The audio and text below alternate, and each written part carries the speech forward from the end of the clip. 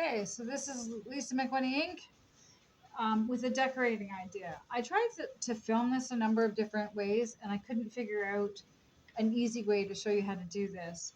So I've decided to show you on a piece of paper this decorating idea. So this is your room, okay, for example, and how to do scales. So this is a regular piece of paper. So the short side is 8.5 inches wide and the long side is 11 inches long. That's a standard piece of paper, 8.5 inches wide and 11 inches long. I don't know what that is in centimeters. Most kids in Canada use metric now. So it'd be, the short side, the wide side would be in centimeters, and the long side would be in centimeters. And I don't know what that is. So let's say, for example, this is your bedroom. So let's say it goes this way. So, you know, this is your wall, and maybe the door to your bedroom is here. This is where mine is. So this is the door to the bedroom. And they display doors like this in drafting, I believe. So that's the door. And let's say there's a cupboard here. This is where my cupboard is. So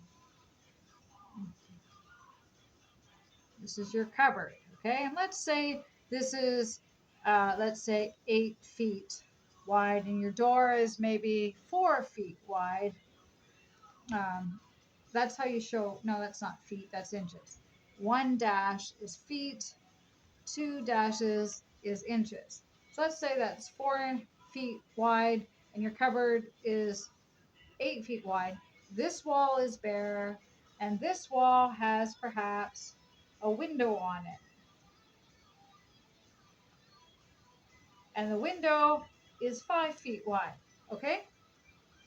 So that's a rough estimate. That's not really important in this video. Can you even see that? I don't even know if you can see that, but we'll try.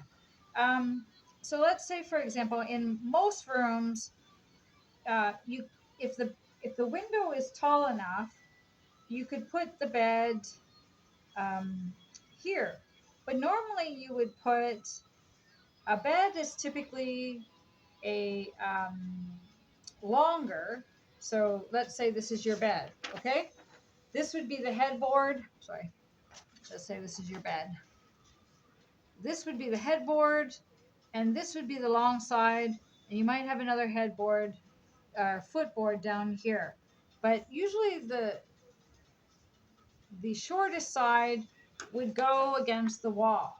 So let's say you wanted your double bed to go under the window. It would have to fit under the window to be practical. But I don't want my bed there because the heating rod is there and it's electric heat and it could light my bed on fire. So against the window is out. Um, Unless you want to leave like space away from the wall. But pillows fall and blankets fall. So best just to avoid any wall that has a heating duct on it or supply of heat, gas, electric, whatever. So this is where my door is. So I could put my bed here.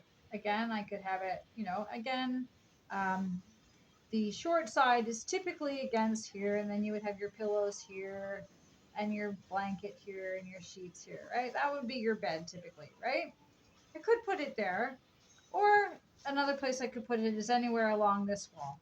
Again, people usually put the the um, the short side up here, the short side, against the wall, and the long side leading into the middle of the room. Typically, you can buy day beds, which are a single bed that has a railing on either side, and you put pillows on the back, but they're often not well made. They're very squeaky. So this is what I've done with my bed. I'll show you a picture at the end of it. So there's my cupboard. Can you see this? There's my cupboard. That's my door. This is my window. And for my purposes, it's not important the measurements. So I've chosen this side. So what I did, instead of having my bed this way, where the short side's here and the long side's this, and it goes into the middle of the room, I decided to put the short side here and the long side here, right? So now I can put it in the middle of the room, and then I put lots of pillows. Lots of pillows, right? And I make it so that I can actually sit. That's not a good example, but I can sit with my back up. And then this is where I sleep. I sleep here in front of the pillows, right? This is, but I can also use it as a day bed. Pile pillows behind it, and I can sit on it. You could also do that on this wall. You put the short side here and the long side here, and then you put lots of pillows, lots and lots of pillows, lots and lots of pillows here, and then you can sit on it. And then you can either have your pillow here, and then your blankets here. It's a little bit of pain to make sometimes.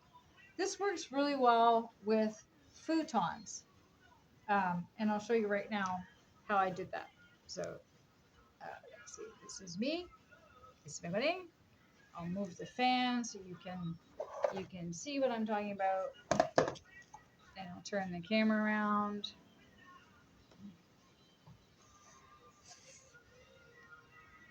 All right. So like I was saying, that's the door. That's the door. That's the cupboard. So in this diagram, that's the door and that's the cupboard. Not a great example. Anyway, this is the bed. This is the bed. This is the bed. I'll try and get it from.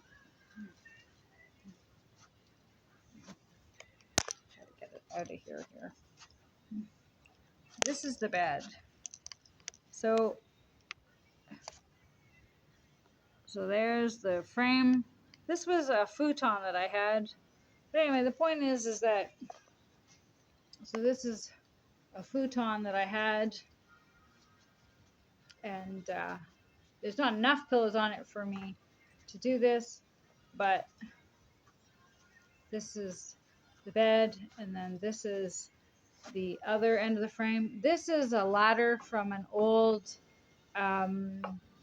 bunk beds that I put behind, because otherwise your pillow falls underneath. So this is a really good idea if you've got a head and footboard on your bed. You can make your own day bed. This here is an 8-foot dining room table that I took the legs off of and stored behind the bed, because that way I don't need to give it away or try to sell it, because nobody wants them at this point. And it creates a great backboard that I can, tape or use that sticky tape stuff to post pictures or, whatever else. So this is my day bed made out of a futon. Thanks for watching.